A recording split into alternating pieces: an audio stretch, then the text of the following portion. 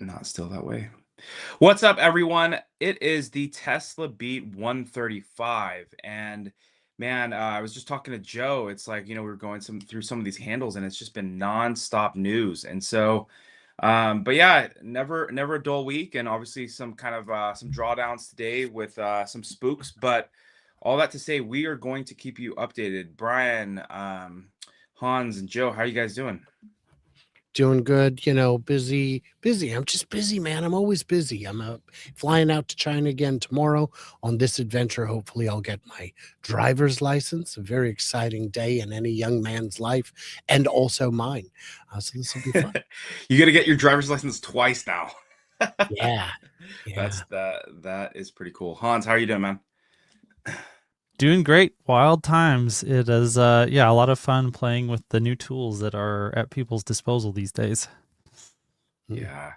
Joe, you're turning 6 today too, right? Correct. The club is turning 6. We are doing it. It's pretty wild times, man, to think when we started the club and where we are today, and just the growth in the community is pretty wild to see everything that's happening. Yeah, it is pretty wild. Well, with that said, quick shout out to Insta360. They have these amazing cameras. Joe, can you move to the other side? Yeah. It'll follow you. Check out yeah, I don't think I have it on there.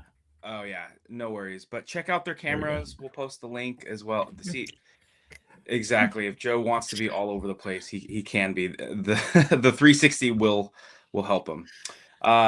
All right, so let's jump into it.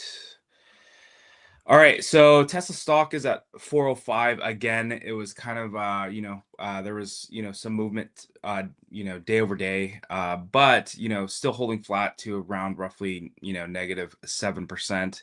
But everything is down today. All right, well, this was probably an unexpected, didn't know that they were gonna drop an internal one, but there were some pretty big announcements which we'll get into. But I don't know about you guys, if you guys got time to watch it, but I think the biggest ones were, I think it's FSD's coming to the Netherlands on March 20th. And then he just gave a lot of great insights into kind of like Tesla's future, like robots being better than surgeons and doctors at some point and things like that. But obviously I have some of the slides behind this. We'll get into it. But was there anything, that you guys wanted to kind of mention that stuck out? The big one to me was the Berlin story's not done. Of course, with the fear, uncertainty, and doubt mongers on the social media, you're going to see a lot of people looking at any hint. Oh, sales are down in Germany. Well, that's the end of it. Shut it down, tear it down, replant a forest. Guys, that's not how it works. Of course, he's very proud of the work they're doing there. They have some fantastic engineers. They've developed some things that are really great there, like in terms of the water reuse, very novel systems in use. This is just another chapter in that particular book. It's moving forward. And of course, if FSD is approved in the Netherlands on March 20th, then it's going to get wider approval across Europe. And FSD is the gateway drug to robotaxi, which is the ultimate goal. When you look at all these missteps in Europe, they ignore FSD, they ignore robotaxi, and they certainly aren't looking at Megapack or Optimus or Solar. So, it was nice to see this video. Yes, it was an internally produced video. Elon had, of course, say over what kinds of questions would be asked. It seemed to me pretty clear that he didn't pick the questions because some of them came as a bit of a surprise to him. But someone at Tesla certainly, there was certainly a team that came up with what are the best questions to highlight, what our real core strengths are here in Berlin. And I think it was a fantastic video. It's only like 20-30 minutes. It's on X. Watch it. 100%. Hans, were you gonna say something? Oh, no, never mind. I just loved the entry level drug gateway analogy. It was really funny. Yeah, facts. No, it was a really good interview, and yeah, you could tell that he didn't know a lot of the questions were going to be asked, but he still delivered what I think was the message he really wanted to get across, and that was that we're still invested in Germany, and we want to move forward, but we can't grow unless you let us grow. And I think like he's really trying to signal to the people who make those decisions that hey, I mean, Elon's very good at those kind of slide threats. You know what I mean? Like, hey, this could be bigger, but you guys won't let it happen, type of thing. And I think it was really good, especially for the employees who work there. You know what I mean? A couple of them got a good questions in, and it seemed like the things that we kind of know for certain, they kind of didn't know, and it was they had some kind of weird questions, but I think like overall they get the sense that their jobs are secure and that they want to grow and that he's behind them 100%. And I think that's what the message was. I think Yeah. just from a high level, real quick, the criticism I think around Giga Berlin has to do with the fact that a lot of people are looking for volume expansion as their North Star to set their opinion. How is Tesla doing?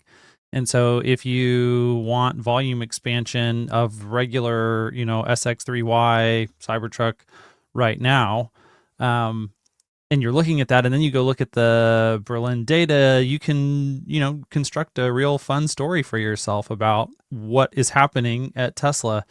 And the thing you have to remember is that Elon is focused on bottlenecks, and there's nothing about what's happening at Berlin that is in any way related to what is the bottleneck for Tesla achieving its goals. And so if it's not a bottleneck location, then the signal to noise ratio of anything that you can draw from Giga Berlin's volume production is pretty low. But, it is, even with that said, I'm happy that he went and answered those questions and had that conversation there, because it is something that is on people's mind. And so I appreciate Elon devoting some time to it to deal with that. Yeah, 100%. Yeah. Yeah, I mean, well, so my thought is, and this is my thought on what I've seen, as I've been following Tesla now for, 8 plus years, not as long as some of the people on here, but my thought, and also too, knowing, some of the European politics as well. Like, I think that the biggest issue with Europe, especially with volume expansion, isn't going to be, well, obviously we know Tesla's pulling back on the S and X. We'll see if they release other vehicles. Hopefully, maybe, we'll see what that looks like. But as we Well, know, that they're the obviously Cybertruck is on tour right now there. it's been on tour before. Is it on tour again? Yeah. Sounds like maybe. Yeah, Okay. they announced that March 6th or 3rd or something like that. It's gonna be Yeah, out there. we'll see, and who knows? Maybe there's a couple of European countries that they can get into. But what I was gonna say is overall is I feel like the biggest issue in Europe is not going to be like Tesla being ready to expand or building the production line for the robots, building a production line for cybercabs maybe in Berlin. It's going to be regulation, right? Like it's going to be what makes sense. They're not going to invest in these production lines that you know may not be able to actually put robots in in some of these countries. So I think that's really what they're working on, and they may test it out and get some of these things ready. But I know that the regulation is strangulation over there, and we're seeing it. So hopefully a lot of doors can be opened up, especially for some of these technologies and things that are going to really benefit humanity, right? All right. So, looks like, so I feel like it's been a minute since I've seen this many orders for the Cybertruck. Like, I feel like, the last time I saw this many posts from people saying like, "Hey, I just got one," was like when this thing like launched, right? And I've been seeing people that like, to be honest, that have no need for this car buying it as well. Like, shout out to Whole Mars, and Nothing to see here. yeah, exactly. Even Dirty Tesla getting back in the scheme. with Cybertrucks. But this, like, and we'll see what they do on March 1st. But all I'll say is this is awesome. I think that coming down to $60,000 has really opened the floodgates. You're seeing back orders all the way till, or deliveries all the way till April 2027 now, right? And who knows, again, they'll have to kind of see like what's the stable demand versus like this huge pop right now. But one, I think it's just great because the Cybertruck is just such a great vehicle. Like, everyone should experience it. It's an amazing ride. You get a luxury SUV vibe, but with like, four-wheel steering and steer by wire, and the car drives itself. So with truck utility. So again, I could go on all day, but yeah, just seeing this makes me proud as an owner, just because I want other people to experience it. And so seeing it go till April 2027. And like I said, at some point, Tesla did the math to put it at this price point. I personally would love to see them keep it, so that, more of these can be on the road, because it's just such a great vehicle. And if it seems like they could do it profitably, that's why they dropped it. But obviously with demand, I know they're going to increase it most likely. But yeah, that's just my thought. I don't know about you guys. What have you guys been seeing on X as far as posts, but also too, what are your guys' thoughts on these delivery dates? Well, we're definitely in a bubble. We have to recognize that our perception isn't the universal perception. But with that said, we know these people who are placing their orders. We've seen a lot of personalities on X and YouTube say, well, I maxed out my referrals in the last week. People are ordering these, and we know a lot of the people, whether they're people who've been following us for years or we've met personally. There's a lot of interest, and we'll see what kind of staying power it has. Yeah, today and tomorrow. That's the end of it. So if you want the $60,000 truck, get in. And I love that the media has no idea what they're covering. There's it's not 60, it's 62. Right. That's a delivery fee. All cars have delivery fees, whether they'll tell you that up front or not. It's there. This is just, they've got so many they can't sell them. They're stacked up in lots. Guys, it's a whole new trim. These aren't stacked up anywhere. And as far as those dates go, if you're worried, well, 14 months out is too long, I don't think it'll be 14 months. I think once they see what they've got, normalize it, they can produce accordingly and get you, they want to move through that line quickly as much as anyone. And maybe it settles at 65. Maybe that's a reasonable price at which people will buy it. And it is absolutely a premium vehicle. A lot of people take issue with calling Tesla luxury. Why? It's not luxury. You can't call it luxury, right? If you look at someone like the Autoline guys, they will tell you what luxury means. It's just a segment. The BMW M series is considered luxury because it has performance. If it's got the performance, if it's got the tech, if it's got premium features, that's the definition. But the Cybertruck lives up to it. It's a smooth ride. It is comfortable. It is fast. It is loaded to the gills with tech. This is a spaceship. I've never driven a truck as easy to drive as a Cybertruck, and I'm not sure I've ever driven a car that was easier to drive than a Cybertruck. So it's worth checking out. Time is limited. Supplies are limited. Call now. Yeah. I personally don't think this truck is worth buying for anyone at any stage. Uh-huh. Not a No, single man. person. No, yeah, nobody needs this truck. No, dude, this is pretty incredible. And for people who don't know trucks, like with the suspension, without the air suspension and the springs and everything, this is like regular truck stuff. And then you tack on all the tech that the Tesla typically has. And a little behind the scenes, I have a friend that recently got into an accident with a vehicle, and I'm not really gonna say the company's name, but if you spelled out the letters and sounded it out, it would sound like Ford. But what happened was that he was in this hit and run and couldn't get any of the data, like, you know what I mean, because they don't have what the simple things that we take for granted in a Tesla, like, you know what I mean, like being able to look at the footage and all that. It doesn't have it. And this is like a newer Mach E. So and it's pretty wild to think that in 2026 you could have a situation like that. So there's a lot of the safety features and benefits to having a Tesla.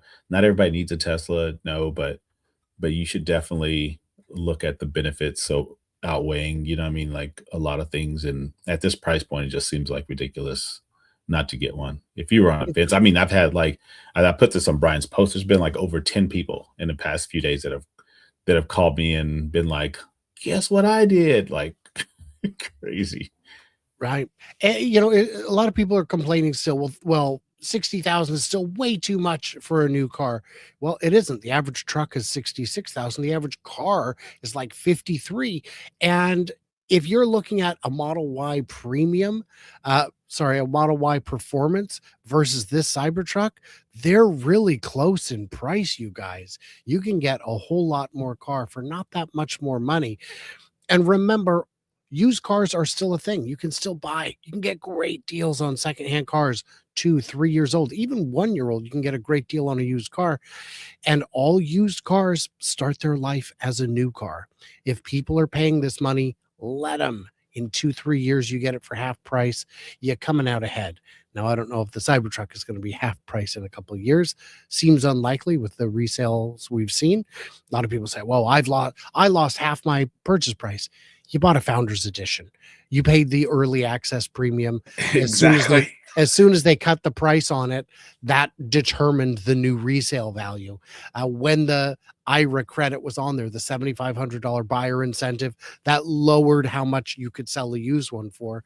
And unlike the other manufacturers, since the expiration of the $7,500 credit, used Teslas have gone up in price in the last few months. So a bit unusual. Yeah, I mean, There's a sorry, couple Hans. of points I actually want to jump in here with. So, we've Good. had big question marks around what is the demand for Cybertruck, or there have been big question marks floating around out there about what is the demand for Cybertruck going to be. And what we've said consistently has always been that it's going to depend on what the price is. And I think what we're seeing here is that if you can lower that price, I mean, this is a very large, discount on the entry level price for a dual motor version of this truck. And all of a sudden, bam, you just see, the orders go basically off the charts. So to see the backlog stacking up the way it is, you said it earlier, John, that it'd be nice for it to stay at that, $60,000 or $62,000 price with the delivery fee price. But there's no way that that's a sustainable price for Tesla if they continue to see orders at this level. I do expect that to taper off a little bit. But I think what we're seeing is just that demand for, this truck is extremely, extremely strong if they can bring the price down, especially with inflation, being what it is. And I think the reason that they're able to achieve this price is because, we're working down a Wright's Law curve of cost declines, that you've got to make so many of them before you really figure out all the ways that you can make the next one cheaper. And we finally kind of hit some of those points. And so it took us a little while to get there, but now we're seeing the demand inflect upwards, and we're seeing obviously the orders go vertical. And that means they're going to be making more faster, which will hopefully allow us to continue to see that next decline of that $60,000 price, or whatever, maybe not the price, but the cost of goods sold. We should be able to significantly decrease the cost of goods sold a year from now on the Cybertruck, to where if they have the capacity, that they can actually lower the price some more. And the more that they can lower that price, the more of the truck market they're going to devour, because Ford's not lowering the prices of the manufacturing of their trucks. They're rising. GM, same deal. And any of the people making big trucks, the Toyota Tundra in 2029, shocker, news alert here, it's going to be more expensive than the one today. And so, this is an opportunity to exploit for Tesla that, we haven't seen that dynamic at play in the Cybertruck yet that we have seen in the Model Y and the Model 3. And we are heading into that season for this product line. Yeah, it's really really interesting. I think you said it right, because I think people like Matthew DR shared last week, a Ford Raptor was 47,000 back in 2019, and now it's getting close to what, 80, something like that, something crazy. So, and I think you dropped some good stats too, Brian, where you were saying that the average selling price is 66,000. So I think, like I said, it's when you think of electric vehicles and the insane benefits that you get with them, and then and that's just from a car to car perspective, and then you add in full self driving. It's for some of these people that are looking for good work trucks, for good cars that are going to have like, or a good truck with low costs, and really a great experience. It's, I think there's going to be more people jumping on. So we'll see how this tapers, especially on Sunday when we see the new price. Maybe one guess. What do you guys think the price is going to be? For the 60,000, I think it's going to jump at least five. I can see At 69. that. least 65. Yeah. 69. No. For No, I think it'll stay under. I think it'll stay under 69. I think 65. I'm with Brian. Well, we saw no sales of the $70,000 version Right. that was single motor, but this is all-wheel drive. That's more value. It didn't have the rolling tonneau. You need that for a contractor truck to keep all of your valuables secure. It didn't have the power share in the back. Contractors need that. This suspension is better than what you're getting from a comparable $60,000 internal combustion truck. So the suspension isn't really the issue. Of course, you'd like it to have air suspension, but especially if you're going to be using it as a work truck, I think you'd prefer the well understood durability of a traditional non-inflating suspension system. I think even at 70, this is not unreasonable. So I'm changing my vote. I'm with it's 69,420. Yeah, I mean, Wow. s- Jumping the 10 dynamics grand. the dynamics that Brian just laid out are, just important to dig in on for just a second. The problem with the $70,000 rear wheel drive truck was that it was not better than alternatives at its price point. And you're not going to be able to sell well when your offering is less, like the only reason people are buying that is because they can't afford a dual motor and they want something that looks like a Cybertruck. How big is that market? Not very big. When you offer a truck that does have the dual motor and it has all the things that it has, and at $70,000, it's a better value than an equivalent Ford F-150, an equivalent Chevy, an equivalent Toyota. Now all of a sudden it is a step change thing where you go from a tiny niche market to the mass market, and the truck market is big. And so as long as they can keep that price point, or the value that they're providing at that price point above all their competitors, they're going to be able to maintain that extremely high level of demand. Yeah, and that's what you've seen obviously with cars like the 3 and the Y that have been, some of the best selling cars, right? I mean, especially the Y. And like at least in Europe, for example, part of the reason why you'll see a lot of these companies, at least based on regulation, have closed the gap that Tesla had almost 10 years ago. Tesla was one of the first ones that had, the lane change or some of the stuff that in Europe, right? As far as like autopilot and all that stuff. And they were the leader for the longest time. And then, but regulation pretty much stopped that continual curve of innovation. And now you can go and buy a BMW, a Mercedes, any of the cars out there, and they're all able to do the same thing. But that's because in Europe they've stopped how much more you can progress. So hopefully, like I said, we'll see what happens in Netherlands. The way it works typically in the EU, if things go really well in the Netherlands, a lot of these other countries will just follow suit because it's a union and it ends up being kind of uniform in a lot of that stuff. So it's exciting, but and with that, right? That was some of the announcements that we saw this week. Tesla's first FSD supervised roads have officially begun in Abu Dhabi or in the UAE. And then the Netherlands, hopefully March 20th. So so again, new markets, and again, I think they're in Korea, they're in Australia, they're in China. So they're just, this is the type of data that no other company will have. You know what I mean? I think even Waymo is in. They've started some testing in the UK, but the amount of countries that Tesla is in is just wild. All right, Joe, this one's to you, man.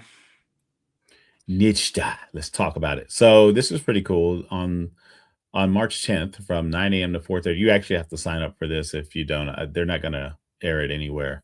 But they're doing an automated vehicle public safety meeting, and so I signed up. It looks like a webinar.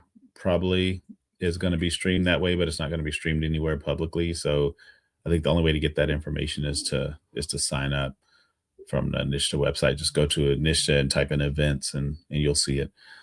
But this is to me, it's signaling something greater, and I think like everybody's looking forward to an overall, like universal plan for the country as a whole. I mean, Elon's talked about this for a millennia, so it's going to be interesting to see what happens.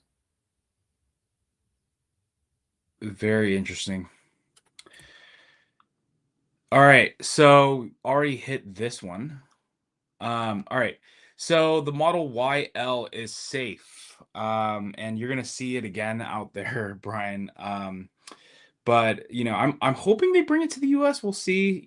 I think it makes sense with the end of the Model X, but I would assume that they would, if they're gonna announce it, they're gonna wait until they don't want to disrupt any of the Model X sales while they continue to do some production. So I would assume that it happens in H2 of this year. But if they're going to bring it at all, but the Model YL, they released the footage, and the car features new curtain airbags that provide much coverage of the rear window and belt line to protect second row occupants.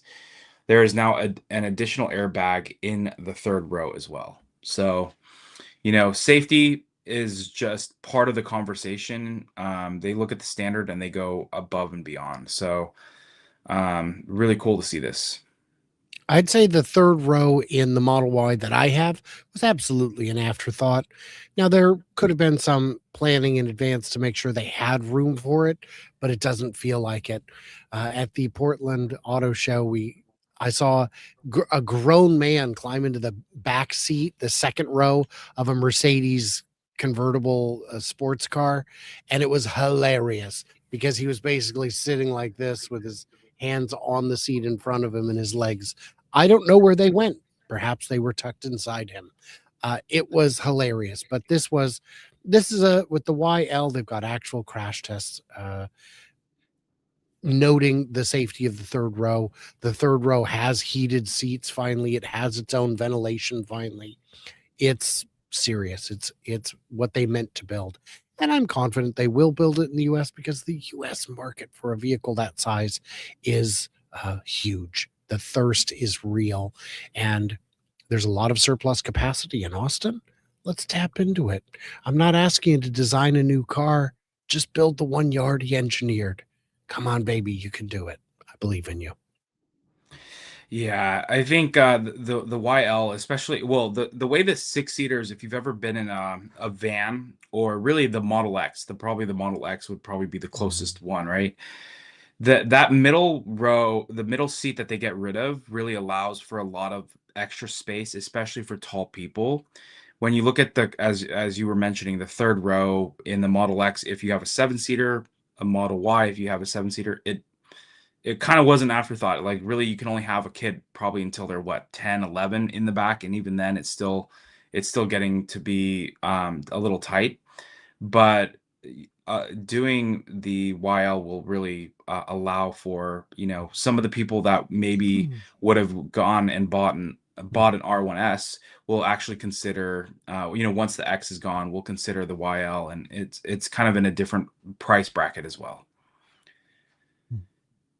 I just have to say I'm shocked that this car is safe. That is like so unlike Tesla. I can't believe that they would ever be able to do something like this. Um, and Brian's right. You know, it's a lot less work to go ahead and make the YL in the United States than re-engineering a new vehicle. And so I will concede that Tesla should not make the YXL that I have repeatedly asked them for. Instead, this is America. We need the Y double XL. That's probably the right call. Yeah, I think I don't know, man. Like, it's going to be interesting to see what happens. But I mean, I see a potential for that cyber SUV. Like, I'd love to see that. I I'd love think to see they're it. I just hope they do, but Yeah.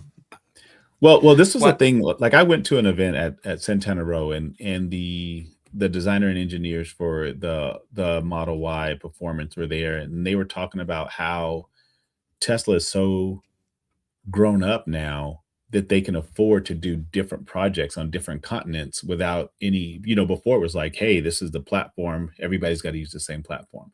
And so they're no longer bound by that ideology, so they can do whatever they want whenever they want. And I think that they can make a specific thing for like the YL for China and the cyber freaking SUV for here. I don't think it's what out of the realm of possibility. we Let's have seen approvals for YL in Australia and Germany. This is already going to be a global product. The only question is the US part of the globe? let's pull on the cyber SUV thread for just a second. I think a lot of people assume that if Tesla builds such a thing, that it would look very much like the Cybertruck, obviously with the stainless steel exoskeleton that didn't end up really being much of an exoskeleton kind of thing.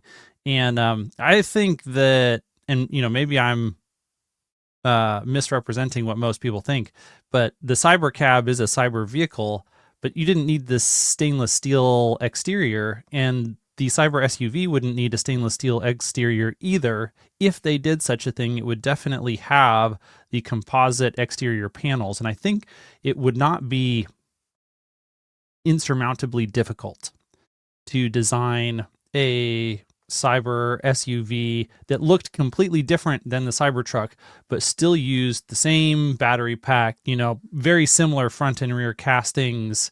And then they would have to do, a whole new rest of the body in white design in order to support, having that interior space in the back. But it's not a crazy lift. There's a lot of foundational work that they can carry over. Yeah, and I Yeah. don't think they have to stainless steel it. I mean, I don't think there's any reason for them to make another stainless steel truck, even if they call it the cyber SUV. It doesn't need to be all bulletproof and everything like that. I think you're both absolutely right. The stainless steel is expensive, it's heavy, it's objectionable to some. Go with the Tom Jew said paint is expensive. Composite paneling would remove that need. And yeah, you could use a lot of the same things. The front casting doesn't need to change. The rear casting, you probably want to change it. And you don't need the same kind of durability requirements from an SUV as a truck, because you're not going to put 5,000 pounds of concrete in the back of your SUV. They're generally not rated for that, even if they're built on truck platforms, because why would you? So yeah, I think it's very possible. I do hope we see something bigger for the US market. There are people who need more than 5 seats. I'm hopeful. And Brian, remind me, isn't the rear casting for the Cybertruck 2 individual castings that they join together with the adhesive? So like, It's can a they top and reuse bottom. can they reuse the bottom, you think? So on the bottom piece, it's unclear if there would be room for your legs back there in the third row if they didn't change that back casting, because what you could do is the footwell could be where the air compressor currently is and get rid of air suspension. But if you're going to keep the air suspension, now you've got to put that somewhere else. Maybe you have a smaller canister because you don't need 16 inches of variability. So there's possibilities, but the current shape of it, it's not as easy as, oh, just put a canopy on it and throw in a third row. There's a lot more to it. But Oh, that Always was a a lot good more to question, it. Hans. That was a great question. All right, Joe, this one's to you, man. So, in other news, Tesla punched DMV in the face for California. No, I'm just kidding. No, this was pretty. This was inevitable. You know what I mean? Counterpunched Yeah, DMV in the face. counterpunch. So Tesla sues California DMV to reverse ruling that the company engaged in false advertising. Tesla's take on this is the attorneys allege that the DMV never proved consumers in the state have been confused about whether its cars were safe to drive without a human at the wheel or not. So, and that was, I mean, the freaking Tesla lawyers, man. Like that. I mean, talk about a loophole. That is impressive. I mean, but that's why they're the freaking lawyers. That's a great roundabout right there. Yeah, that Uppercut. I mean, obviously, Tesla's lawyers, one, they're based out of California, like the majority. Obviously, Tesla has lawyers everywhere. But I will say that, Tesla before they when California decided to do this, they turned over every stone and looked at and there's probably more in the actual lawsuit that there are also additional points. But hopefully, like I said, we'll see, because this could come down to it's some of those things where, if you look at just even basic, defamation cases, unless, you call people certain names, and if they're not true, there could be, what's the word, repercussions for the things that you say. So things like this, where it's like, hey, you guys falsely advertise. Well, it's like, what are we falsely advertising? So I don't know. It's interesting, but Tesla's attorneys are ninjas for sure. And, a lot of times, they have some of the best legal staff that I've seen, and you see it in these cases that they win. You know what I mean? So it's not just, but either way, California's going to find out for sure. So we'll see. I'm looking forward to this, but this could take several, years to unravel. But we'll be watching it closely, and hopefully this will just really set the bar solid from a legal standpoint here in California on some of the stuff that they continue to throw at Tesla. All right, looks like same. This was just something that Tesla put out. Tesla North America, the diner. Tesla diner was constructed using recycled stainless steel from Cybertruck production, which is pretty cool. So a lot of this stuff came from Austin, and you can see, hopefully, you can see the resemblance there. But just cool. Tesla's always just taking, things that may be going to waste and putting it towards other things, right? Yeah, I think it's pretty cool. It's funny because that seemed like already news. Like I already knew that, but a lot of people didn't. It was like really surprising to me that people didn't know this. Franz has been saying that since they launched the thing, and it was just like, you didn't know? It's I crazy. think I mean, we're people in knew it this was the every day, same. so yeah. Yeah, I think people knew it was the same steel. I don't think they knew it was scraps, that it was leftovers. But yeah, There you go. All right, Hey, Joe. that reclaim chic movement. You gotta lean in. All right, Joe. Growth happens. Yeah, this is pretty awesome. So Joe Tetmeyer, not only did he get a tour of the Cybercab line, but he's also been taking these great videos like he's always done. But the expansion, it seems to be hinting at the North Campus is going to be for the Optimus line, and they are not messing around. The Sandy Monroe used to say that Tesla moved at the speed of thought, and you just see the pivot from the car company to what they are today, like happening so fast. And I just can't think of any other company that could do what Tesla does in the speed in which they do it. And I can only imagine the stress of the employees. I mean, this is insane pivots that they do. So, Brian, what all's going to be located in this North Campus, hypothetically? Like, what do you think the most likely candidates are? Well, it's got to be Optimus.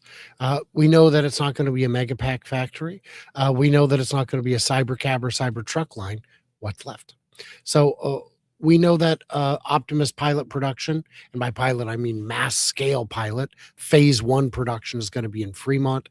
It's going to be going in where the S and X lines currently are, and just adjacent to it, behind a large security fence and floor to ceiling black plastic enclosure that I saw and the tour guide refused to acknowledge.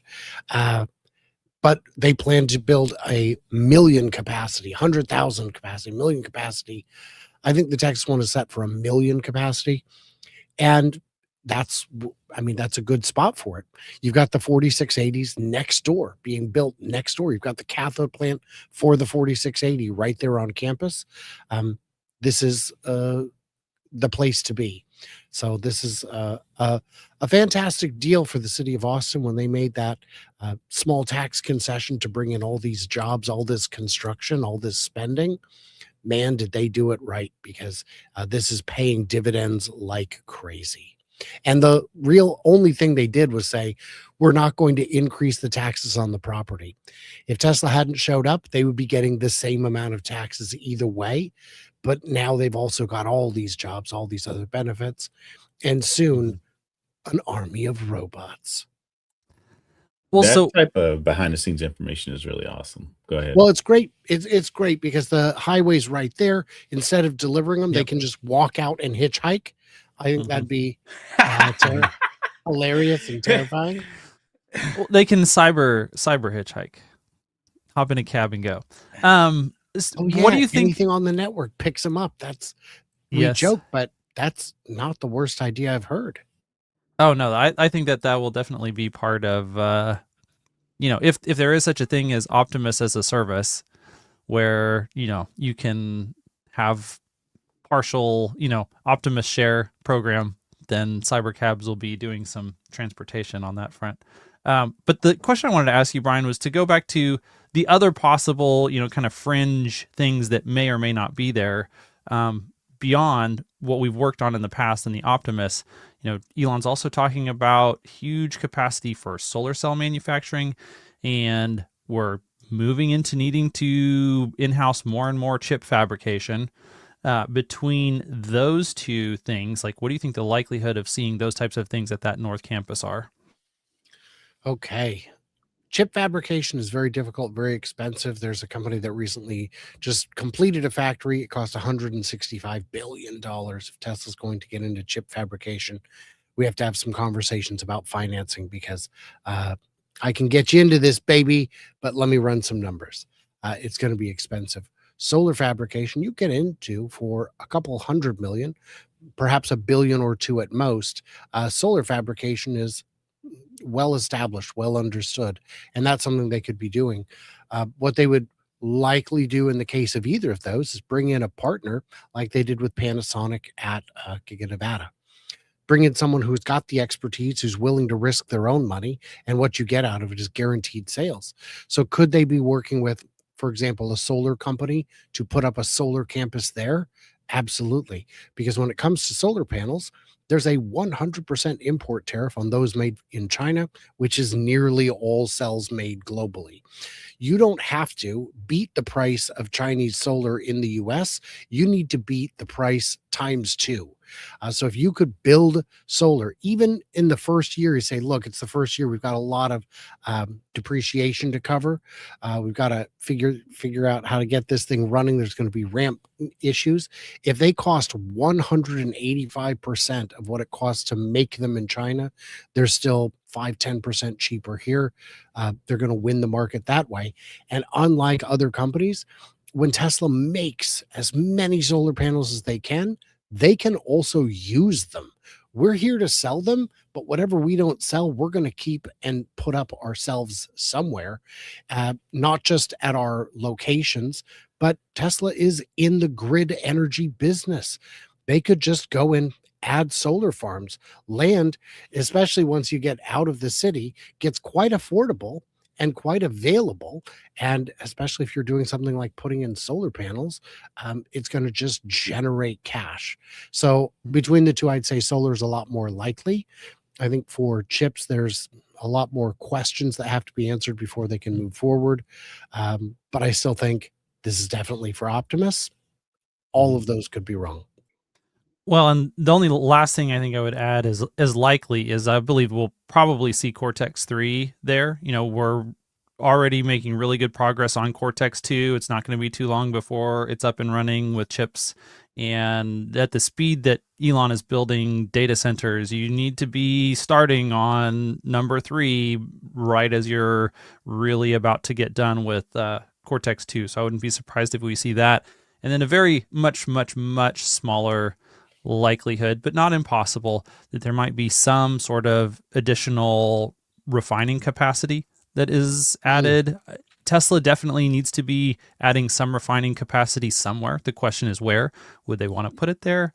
Not sure that that's the right location for it, but one more possible project to be on the lookout for. Those are all quite possible. On Cortex, one thing I wanted to point out is, there's this massive global chip shortage, especially for these AI chips. How is it that Tesla can still get all the chips they need? How can XAI get all the chips they need? And it appears to be that the answer is what there is a glut of reservations for chips, not orders. And so when the numbers come up, they go, "You ready to take delivery?" They go, "Ooh, not yet, not yet." And Tesla and XAI say, "Yeah, of course, ship them, we're ready." You are 100% right, Brian, but there is an additional layer to that. Because Elon is so fast to put these things into production, he is a great, show customer that demonstrates the capability of new chips. And so Jensen loves to move Elon to the front of the line on new production, because whatever Elon does with those chips then is a great sales pitch for Jensen on continuing to grow that big fat backlog of orders. Interesting.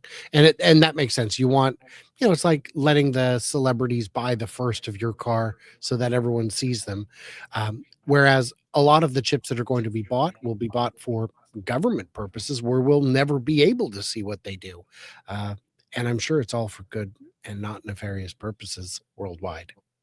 Well, this is a proven method by Jensen, right? He had that interview recently where he talked about how he couldn't sell anything to anybody until Elon wanted some of his chips in tech for a little startup that he had made called OpenAI back in the day, and so I think he realizes that if Elon can prove it out, then everybody else can, piggyback off of it. And they don't all have Elons, but they don't need to. They just need to buy the shovels that he's selling. So whether they know how to use it or dig or not, it doesn't really matter. Yeah, it'll be interesting too, as far as the timeline. I mean, the fact that they're even they're already moving, breaking ground, and and obviously what are they doing here in Fremont, right? They have to the production line for the S and X will be going through the end of June. But that they have, various parts or aspects of the production line pre-built just for testing. But Fremont will be a great one because I think they can build up to 1 million here. This will be a great testing ground with all of the key engineers to say, let's build something for 1 million. And then really by the time this goes up, because it's Texas, it's going to go up quickly. To be able to scale something that can do, what is it, 100 million robots, I think was the number, 10 million, whatever it was. I think it was 100 million. They'll be able to get all of the learnings from Fremont and roll that into what they'll be doing here on this. I guess it's the North Campus, but yeah, it's going to be just crazy. All right, what's more dense? Looks like the Netherlands ranks first by a wide margin, with just the first 5 EVs per public charger. This is highly coordinated infrastructure strategy where chargers are often installed based on direct user requests. The result is efficient, demand-driven network that minimizes congestion and maximizes charger utilization. Who would have thought? Just ask people where you want chargers, and people ask and you shall receive. But one of shout out to the Netherlands for just continuing to set the pace, and then even Norway, right? I mean, how they've led and just really pushing for electric vehicles there.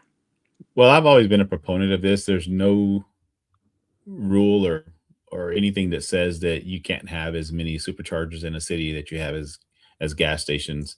For some reason, people think 2 or 3 should be the maximum unless you're in LA. But yeah, they could be on every corner. There's no reason for them not to be. So the Netherlands realizes that, and the cool thing about that stat is they're not even all like superchargers. You know what I mean? Like they're literally like level twos, most of them, because people realize that they don't need much. They're parking and they charge and then they drive away, and it is what it is. And they have a way more dense, not only in charging infrastructure, but in sales as well. Everybody knows that the Netherlands leads in everything. So Well, just the thing with the proving it. Netherlands is there's not always parking at home. Uh, it's there's a lot of dense urban environments where if, I've known people in Europe who own a home and cannot possibly add charging at home because they don't have a garage. They're in a building. So yeah, you need public charging, and it doesn't have to be fast. If it's at your work or your home, it can do the job. What I'd like to see is at movie theaters, give me level twos. I don't need a 20-minute charge. What am I going to do? Leave in the middle of the previews before, just so I can not have 2 hours of idle fee? No, I want level 2 at the movie theater, level 1 at the airport. Don't give me a bunch of level 2s at the airport. They're going to be clogged up the whole time, and they are. Give me hundreds of level 1s so I can slowly not lose charge and almost certainly get my whole charge back before I'm back from whatever adventure I'm on. Yeah, we need more smarter charging, not just more charging. But I mean, more charging is good too. Just a little bit. All right, Joe, what is the upbeat? We have come to the segment, folks, that we are called the Upbeat. Now, this is a quick answer segment, news segment that we have for everybody to give their 2 cents as quickly as they can. All right. Well, Hans, we're going to go to you first. Boring 3 times simultaneously. Hey, Gary the snail is picking up steam. We're going to have lots and lots of little Gary moles running around all over the place, digging tunnels, making transportation in dense urban environments a little bit more convenient. This is a great, upgrade to public transportation. I can't wait to see a lot more of this. And it's great to see them, make progress on, it's a really hard, engineering challenge that they're solving. And so the fact that they're scaling up really is demonstrative of the fact that they have made really good progress on the engineering side. And then the other thing that really, really slows us down is just permitting. And you wouldn't think that the permitting would really be that big of a deal, since most of what you're building doesn't really touch any existing infrastructure. But because it does, interface, you got to have a place where it comes up and a place where you can go down into it. It does tend to end up getting caught up in a lot of red tape. And so they're working through those challenges as well. And I think the more really powerful use cases we see for this demonstrated, the easier, hopefully, it will be to streamline the red tape mess. I just wanted to add on the red tape thing. One thing Elon's companies love to do is when you get a permit, you go right now. So when we saw that the permits had been approved in Nashville, Boring Company said, yeah, we're already 2.5 feet in. We didn't wait. As soon as they said go, we went. And if you look at Giga Berlin, when they got the permit to clear the trees, because the activists were out there saying, no, you got to stop. You can't cut down this pulp farm, which is all it was. It wasn't a real forest. It was a farm. It was always destined for being harvested. They said, okay, your appeals have been heard.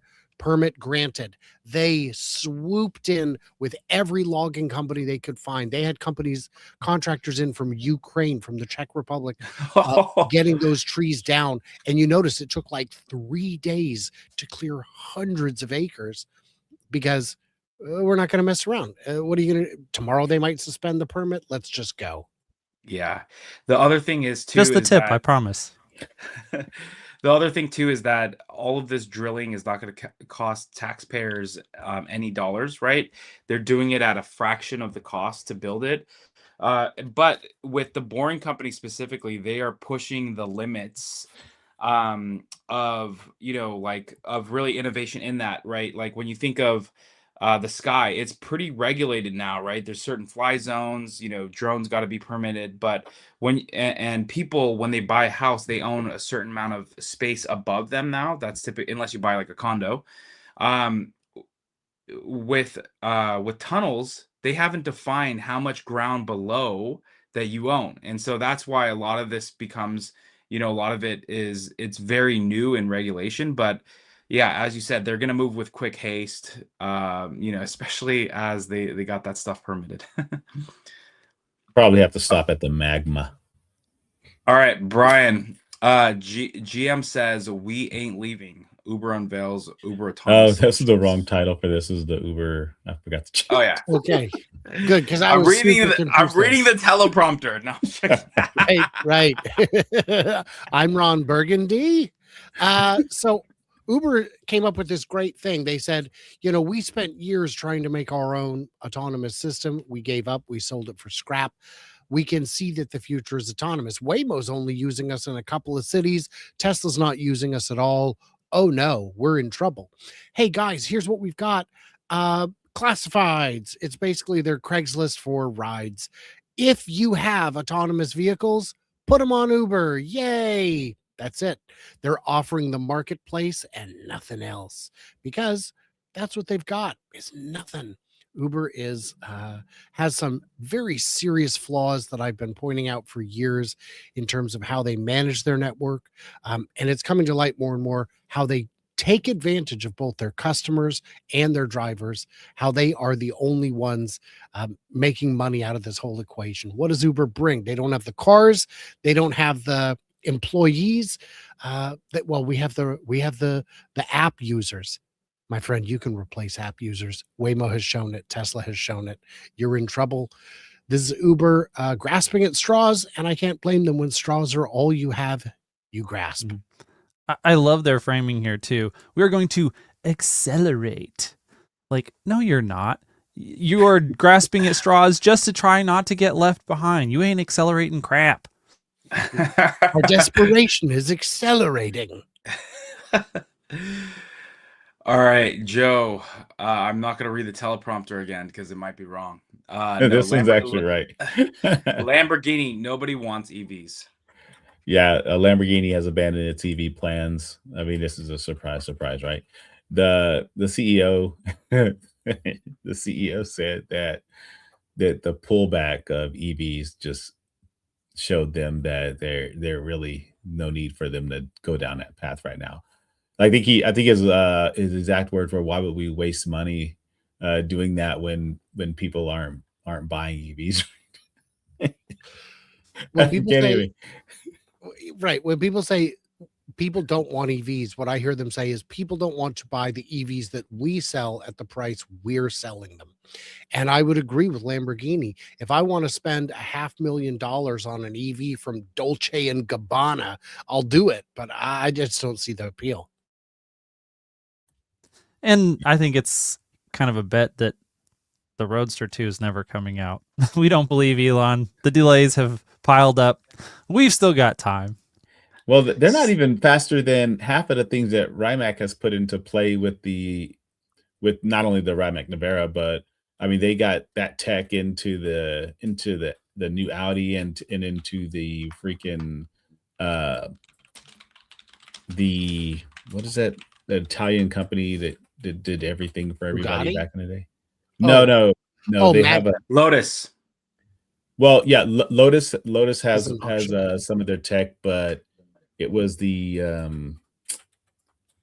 I can't remember. It's like Gambolini or something like that. I can't remember. Whatever. But they were designers for like Ferrari and stuff back in the day. But they also have an EV. Giorgetto Gigaro. No, Gigaro. That's what you're thinking. He's the designer. No. All right, But guys. yeah, Well, pretty awesome. with that said, Lambo, no more EVs. Yeah, so I just wanted to make a quick announcement. Hans, who has been who's blessed us with his presence for a bunch of episodes. Unfortunately, we'll have to pull back a little bit. But yeah, Hans, I'll give you the floor if you want to mention anything. But thank you again so much for your time and for providing us with all of your knowledge. Yeah, it has really been an honor, a privilege, a pleasure to spend this time with you guys and with the audience. I love participating in these. But yeah, there's some things that I have been wanting to build for a long time. And over the last few months, it's been more increasingly possible to build some of the things that I wanted to build that were really hard before. And so, yeah, now I'm moving into the phase of building things instead of talking about things as much, and really excited about that, especially kind of hit an inflection point over the last month. And so that is going to, just crowd out the schedule. And even up to this point, I have been a lot less plugged into the pulse of what is going on with Elon and Tesla and even XAI and those things, as this is consumed more and more of my energy. So that is what I'm focused on moving forward. Like I said, I have really enjoyed this. It's been awesome. And I will miss you guys. And at the same time, I will try to make some occasional time to drop in and rejoin and, keep the conversation going a little bit. I'm not crying. Mm-hmm. You're crying. No, okay. So it was the Pininfarina Batista, along with the Aston Martin Valkyrie and the Koenigsegg Regera. That was worth the wait. Thank you, Brian. It was. But Shoot. yeah, Hans, thanks again for everything, man. We'll definitely hit you up if see if you're available on some of these. But we're looking forward to it. Yeah, and we'll be watching from the sidelines. Let us know as things potentially start launching. We'll help promote, get the word out. And we're here to support you, man. Looking forward to seeing what you come up with. Elon's going to buy Hans's company and we're never going to see him again. Exactly. An NDA just to shut him up. Exactly. $1 million. I feel like you could get more than $1 million. A little bit more. just a little bit. All right. Well, everyone have a great week, and we will catch you guys all in the next week. And I think maybe it's one more episode with Hans as a regular co-host. But outside of that, we will catch you guys all next Friday, and have a great weekend.